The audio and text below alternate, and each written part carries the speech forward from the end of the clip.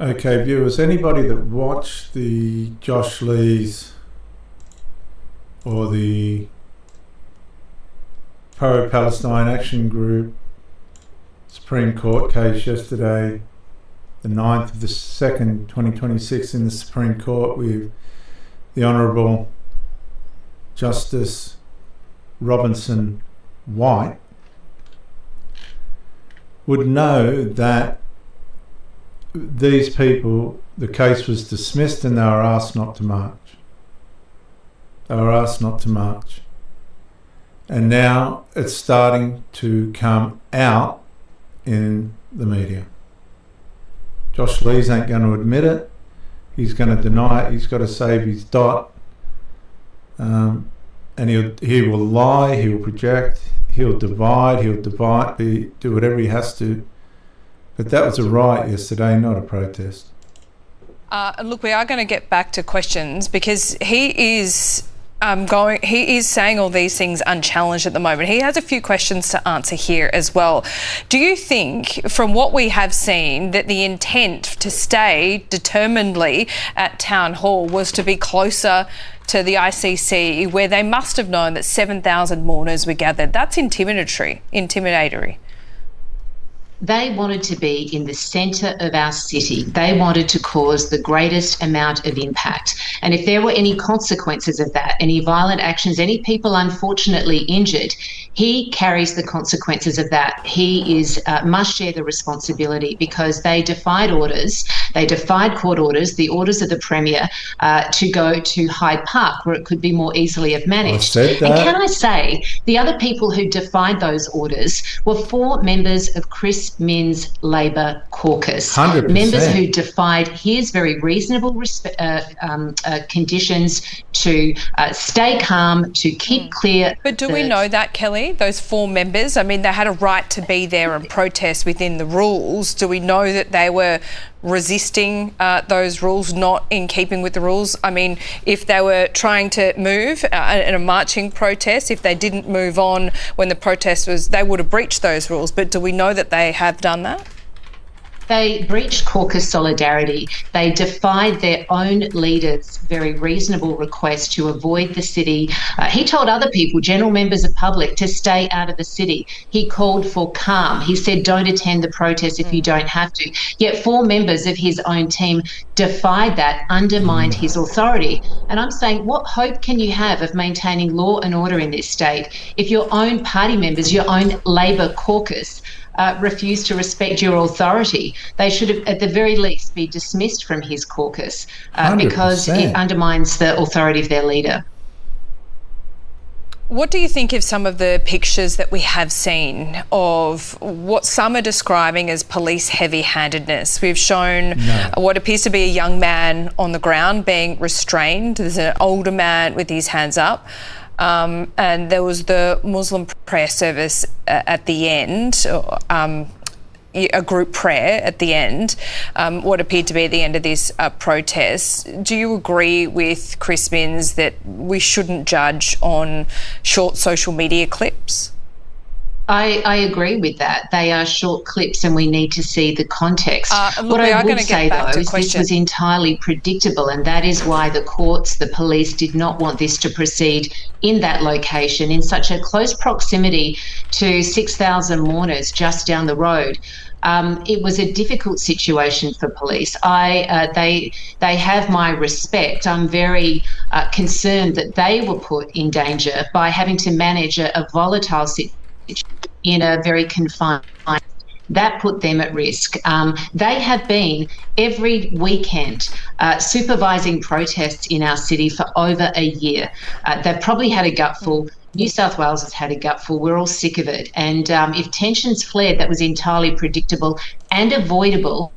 Protesters had of police who said, please feel free to protest. And you would expect that when you have a visiting head of state from a region that is at war. Of course people need to protest. They should have the right to protest, but it must be done peacefully. These are professional protesters who are taking over our city and they are ignoring the rules. It does seem that they are. We also saw some really, if I could put it lightly, disappointing placards and chants, which are hurtful, and the Jewish community have told us time and time again that they are incitement or amount to incitement. One was globalise the Intifada. That was repeated by none other than an Australian of the Year in Grace Tame. Well, that slogan can obviously be interpreted as an incitement for violence, and under New South Wales laws, that can carry a penalty if prosecution is sought, along with other phrases that can be chanted, along with particular slogans and placards. So this is about enforcement, but I would say that enforcement is very difficult if leadership can't be exercised in this state, and Chris Minns's leadership is being tested by his own party members, his own Labor members of Parliament. So what hope do we have of leadership across the state when that continues? And under Labor's watch, is it really a test of Chris Minns's leadership? I mean, he was praised by Tony Abbott this morning for backing in the police. So what are you saying exactly, that if he doesn't sack these 4 members of his caucus, or, I mean, what should he do? They should be disciplined. They should be removed from their... What is the point of having a Labor Party, which, by the way, is bound by their party rules to introduce these laws? What is the point of having lawmakers if they turn into potential lawbreakers, or at least undermine his authority? So I would say that is an incredible weakness. I mean, you can have a very reasonable leader in Chris Minns, and he is much of the time. But what is the point of that if he is battling constantly with the left Greens movement of his backbench? That makes it difficult for him to lead with authority in our state. But it'll be amazing to many that you still able to say globalise the Intifada with impunity.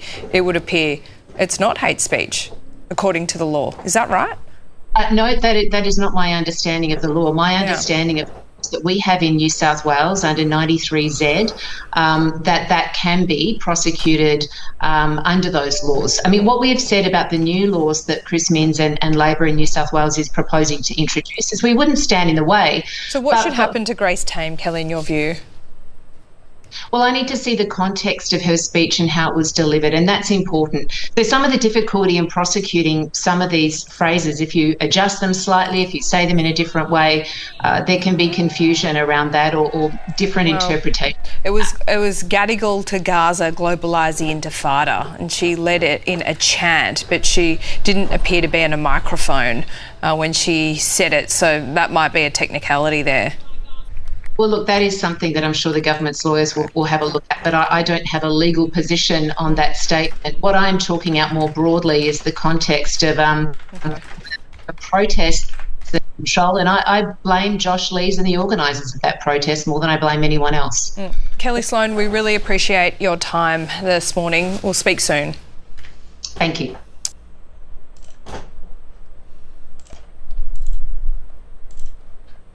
Kelly Sloan said something, the New South Wales Liberal leader. I think a lot of our viewers would resonate with them, where she said people in New South Wales have had a gutful. I think, to be honest, you could extend that across the country when it comes to the weekly demonstrations and so on. The Prime Minister says people don't want conflicts brought here. We see this image last night, and I'll play the pictures because you were reporting it earlier with Laura.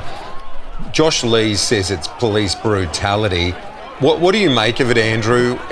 The Premier urging people don't make a judgment based on 10 seconds of video. Yeah, well, there's this particular footage. I'm just trying to make sure this is the right one, of a kid on the ground. And I've had several police email me since I commentated on this last hour, and they're saying to me, look, he's trying to bite the leg of the officer. Okay, so he does lift his head. That's inconclusive. That seems like excessive force. The Police Association... police have also told me, and they weren't involved in the protests at all. These are just rank-and-file police who give me their professional opinion, that he's not handcuffed at this moment. He has one hand in a cuff, and that the officer needs to stop him moving so he can put the other cuff on. So that is kind of the technical explanation. But that footage doesn't look great, and I think there can be debate about excessive force. And of course, a lot of people will just say, well, you know, the protesters shouldn't have been where they were, so bad luck. Which is, you know, I definitely, and I said this last hour, I think it's regrettable and kind of crazy, and I really disapprove of the fact that these protesters didn't obey what the courts wanted. You know, we had freedom of assembly here. They were given a route to follow. Why on earth didn't they follow that route? But look, I think these matters, a couple of these will end up before the Law Enforcement Conduct Commission, because the cops looked a bit overzealous there for mine. But I mean, that's a matter for, you know, professional standards and the Law Enforcement Conduct Commission. Not being there, not seeing what that kid was doing other than the footage. I'm not going to make a black and white review of it, except to say that people need to see it. And it's certainly a hot topic of debate, I can tell you that. The amount of people who've already approached me since we revealed it to our viewers last hour. It's a yarn, it's a story. There's no doubt about it.